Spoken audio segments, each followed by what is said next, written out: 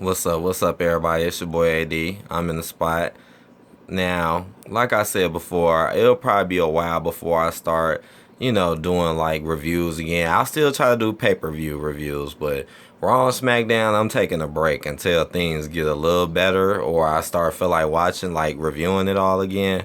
But there is a couple things I wanted to talk about. I wanted to talk about the Bianca Becky thing again, and I want to talk a little bit about the Big E Seth Rollins things that happened. So first with the Bianca Becky thing, this was supposed to be the new episode, where all the Raw stars are here and settled, just like what happened on SmackDown last Friday.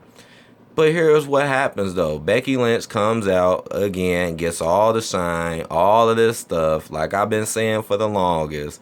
Comes out, talks a whole bunch of trash, which I figured too, because when I was watching Big E, I noticed that they had Big E like, oh yeah, Drew McIntyre, he was the best. He helped me beat this and this. I'm like, okay. But why when it came to Becky, she ain't got nothing good to say about Bianca nor Sasha. If anything, she just sat there and talked hella trash, hella crap about them. It doesn't matter if you're a heel or not. To me, it's like, come on now, really?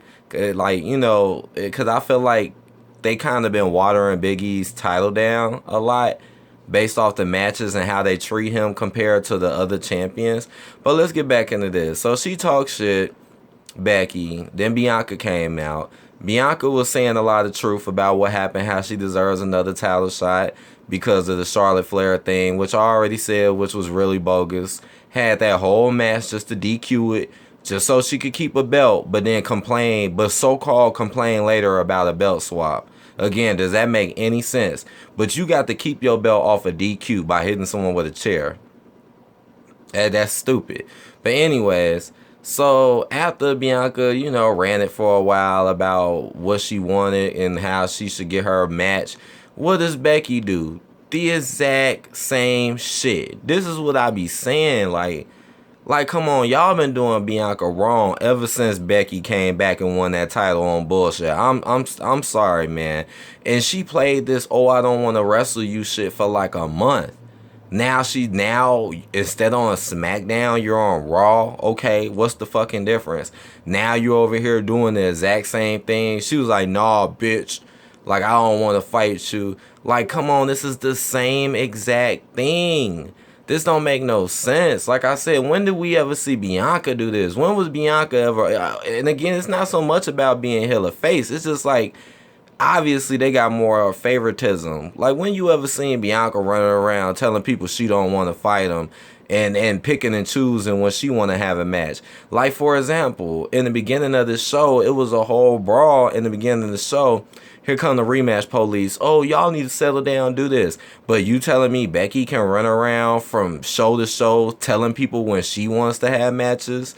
And they let her get away with this one. Even though, yeah, they set a match for next week.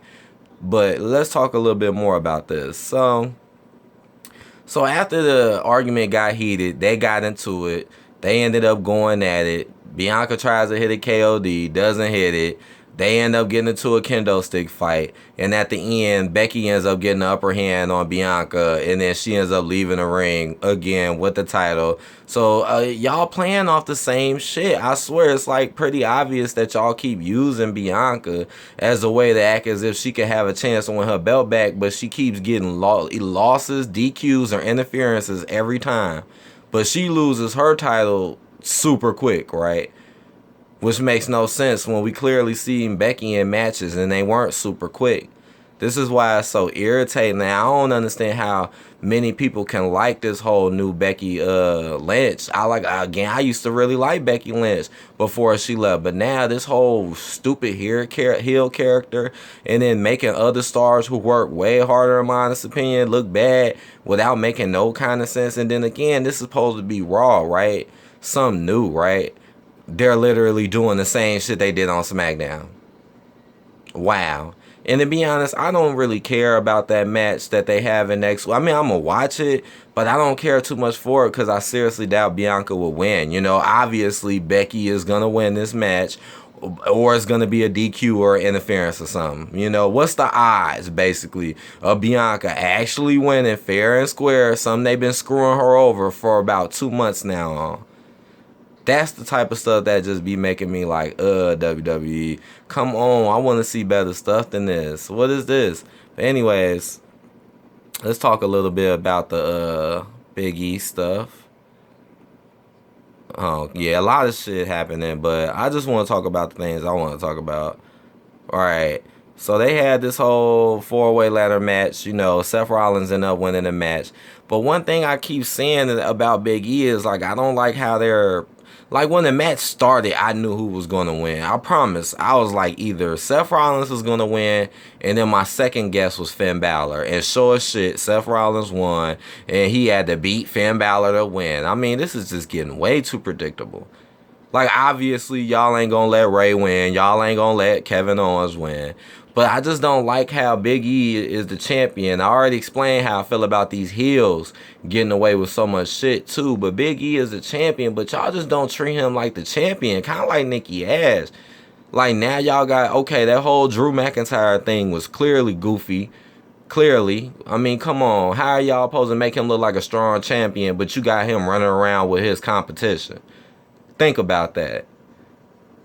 And then Seth Rollins, okay, he won the ladder match or whatever, but come on, now all of a sudden, now you getting title shots, Seth Rollins. You was just mid-card like a mofo for a long time. Now you're getting title shots against Big E. Oh, and you get promos after, because after he won, Big E came out, which I felt bad about. Like, what are you coming out for? You're the champion. See how they be watering down titles with certain people? They did the same thing to Nikki Ash. But you see, oh, I'm coming out to watch you. Like he's something to worry about. You're the champion. You're Big E. And then they give him a whole promo at the end. Like being the champion don't mean shit. I mean, you just don't see that type of stuff happening with other people with the titles and stuff. But with Big E, just like when they started the show with Big E, I was like, okay, y'all start with the champion. All right, that's cool. But then look what happened. Like, here come four other superstars, mainly Seth Rollins, taking the shine. Now, okay, they got a title match coming up. All right, I can understand that. Whatever. I guess I'll check it out. But, I just feel like Big E's title is being kind of watered down. And to be honest, he may not be having it for long. To be honest, while these bogus ass heels and favoritized ass wrestlers you can see do whatever and keep the belt forever. I mean, look how long Roman Reigns has had this title. And from what it looks like, Becky is going to have it a long ass time too. So I hope y'all enjoyed this. Like I said, if it's any other wrestling talk news I want to talk about, I'm just going to keep it at this. I will do the pay-per-view review. Oh my God. And I will talk to you guys later, man. Peace.